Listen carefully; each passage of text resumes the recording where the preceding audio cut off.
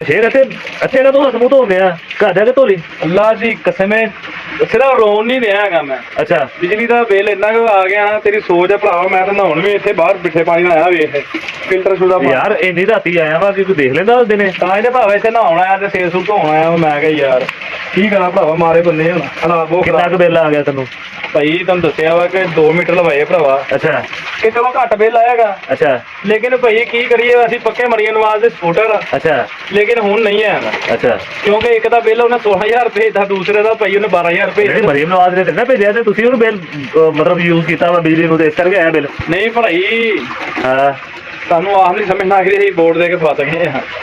ਹਾਂਜੀ ਨਹੀਂ ਸਾਰੇ ਘਰ ਵਾਲਿਆਂ ਨੇ ਵੋਟ ਦਿੱਤੇ ਸੀ ਉਹਨਾਂ ਨੂੰ। ਸਾਰਿਆਂ ਨੇ ਦਿੱਤੇ ਸੀ, ਸਾਰੇ ਖੁਦਕੁਸ਼ੀ ਕਰਨ ਦੇ ਹੋਏ ਭਰਾਵਾ। ਹੁਣ ਨਹੀਂ ਤੇ ਤੂੰ ਉਹ ਕੱਛਾ ਜਿਹਾ ਪਾ ਕੇ ਬਾਹਰ ਆਇਆ ਬਨੈਣ ਪਾ ਕੇ। ਭਰਾਵਾ ਤੁਹਾਨੂੰ ਦੱਸਣ ਦਿਆ ਬਿੱਲ ਬਹੁਤ ਆਇਆ, ਨਹਾਉਣ ਆਇਆ ਵਾਂ।